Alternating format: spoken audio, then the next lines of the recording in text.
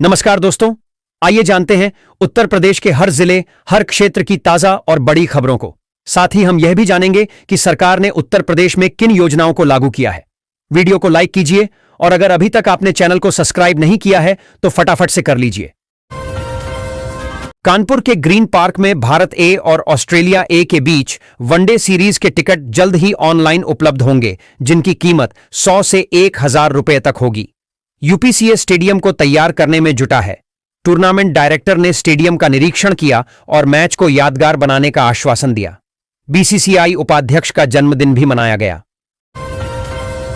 लखनऊ से खबर है कि समाजवादी पार्टी 2027 के चुनावों के लिए जातीय समीकरण साध रही है। अखिलेश यादव ने नाविकों को नई नाव देने और गोमती रिवर फ्रंट पर निषाद राज गुहा की प्रतिमा बनवाने का वादा किया। उन्होंने कहा कि सपा सरकार में जातीय जनगणना होगी और नाविकों के अधिकारों की रक्षा की जाएगी। अखिलेश ने कार्यकर्ताओं से भाजपा को हटाने का आह्वान किया। लखनऊ में इंडियन इंडस्ट्री एसोसिएशन के स्थापना दिवस पर केंद्रीय राज्य मंत्री अनुप्रिया पटेल ने पीएम मोदी की नीतियों की सराहना की। उन्होंने 2047 तक विकसित भारत के सपने को दोहराया और एमएसएमई को निर्यात के विकल्प के रूप में देखने की बात कही। अनुप्रिया ने कहा कि सरकार औद्योगिक विकास में उद्यमियों के साथ है और वोकल फॉर लोकल के विजन को साकार करने के लिए प्रतिबद्ध है। गोरखपुर से सुबह से बारिश हुई तो मौसम खुशनुमा हो गया। वहीं पश्चिमी यूपी के कई जिलों में उमस परेशान कर रही है।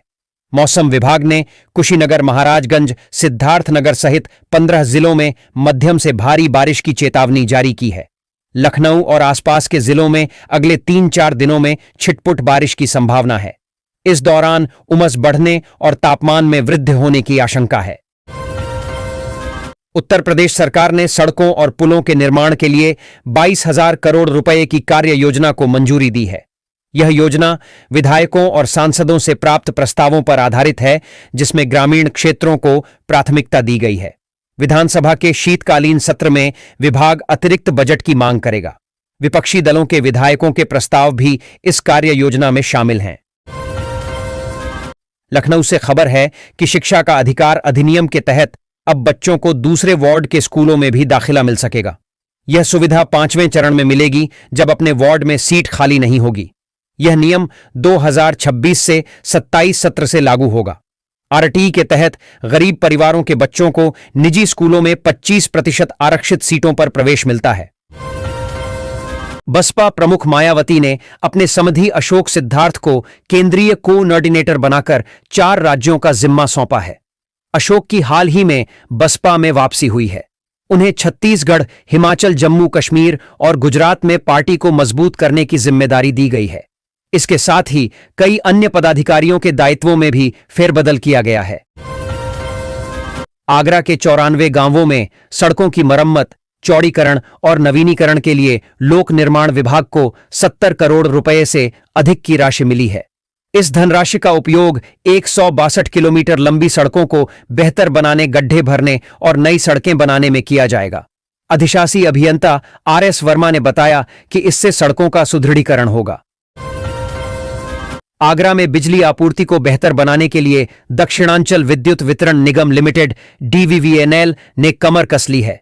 100 करोड़ रुपए के बिजनेस प्लान के तहत 16 नए बिजली घर बनेंगे और 103 पावर ट्रांसफार्मर लगाए जाएंगे। यह कदम बिजली की बढ़ती मांग को पूरा करने और ट्रांसफार्मर फूंकने जैसी समस्याओं से निजात दिलाने में मददगार होगा। लाइनों का सुदृढ़ीकरण भी किया जाएगा। निराला स्मृति सम्मान इस वर्ष हिंदी के वरिष्ठ कथाकार अब्दुल बिस्मिल्लाह को दिया जाएगा। यह सम्मान सूर्यकांत त्रिपाठी निराला की पुण्यतिथि पर 15 अक्टूबर को समारोह में प्रदान किया जाएगा। निर्णायक समिति ने सर्वसम्मति से यह निर्णय लिया है। अब्दुल बिस्मिल्लाह, जिनका जन्म प्रयागराज के बलापुर गांव में हुआ था, जामिया मिलिया इस्लामिया में प्रोफेसर रहे हैं और उन्हें कई पुरस्कारों से सम्मानित किया गया है। प्रयागराज के किसान मचान विधि अपनाकर बेल वाली सब्जियों की खेती में लाभ कमा रहे हैं। पहले बारिश और रोगों से फसल खराब हो जाती थी, लेकिन अब बांस और तारों से मचान बनाकर वे अच्छी गुणवत्ता वाली सब्जियां उगा रहे हैं। इस तकनीक से उत्पादन में 25 से 35% की वृद्धि हुई है और किसानों की आय में सुधार हुआ है। मैनपुरी में बिजली की बढ़ती दरों से परेशान होकर लोग सोलर ऊर्जा की ओर रुख कर रहे हैं। पीएम सूर्य घर बिजली योजना के तहत सरकार उपभोक्ताओं को सब्सिडी दे रही है। 3018 उपभोक्ताओं ने आवेदन किया, जिनमें से 1115 के घरों में सोलर प्लांट लग चुके हैं। केंद्र और राज्य सरकारें सब्सिडी दे रही हैं, जिससे बिजली बिल की समस्याओं से निजात मिल रही है। सितंबर का महीना छात्रों के लिए हमेशा खास होता है, लेकिन इस साल यह और भी महत्वपूर्ण बनने वाला है। त्योहारों और विशेष अवसरों के चलते कई राज्यों में स्कूलों और कॉलेजों में लंबी छुट्टियां मिलने जा रही हैं। इस दौरान छात्र न सिर्फ पढ़ाई से राहत पाएंगे, बल्कि परिवार और दोस्तों के साथ मेलजोल का भी अवसर मिलेगा। कानपुर वासियों के लिए खुशखबरी है। दिल्ली की उड़ानें अब फिर से नियमित हो गई हैं। पहले यह सुविधा सप्ताह में केवल 3 दिन ही मिल रही थी, जिससे यात्रियों को परेशानी हो रही थी। तकनीकी कारणों से उड़ानों में कटौती की गई थी। नया शेड्यूल 16 से 30 सितंबर तक जारी किया गया है। लखनऊ में मानसून का प्रभाव पूर्वी उत्तर प्रदेश में अधिक है, जबकि पश्चिमी यूपी में उमस से लोग परेशान हैं। आने वाले दिनों में धूप और भी अधिक कष्टकारी हो सकती है। रविवार को कुछ जिलों में अधिकतम तापमान 27.1 डिग्री सेल्सियस तक पहुंच गया। मौसम विभाग ने अगले 2 दिनों में हल्की वर्षा होने की संभावना जताई है, लेकिन सोमवार को दिन भर धूप खिली रहेगी। लखनऊ में कल से 2 दिवसीय कौशल महोत्सव का आयोजन किया जा रहा है। 150 कंपनियां 40,000 युवाओं को नौकरी के अवसर देंगी। कौशल विकास विभाग द्वारा आयोजित इस कार्यक्रम में 80 से अधिक कंपनियां शामिल होंगी, जो 30 से ज्यादा सेक्टरों में रोजगार प्रदान करेंगी। रक्षा मंत्री राजनाथ सिंह और मुख्यमंत्री योगी आदित्यनाथ इसका उद्घाटन करेंगे। युवाओं को 15 से 25 हजार रुपए तक का वेतन मिल सकता है।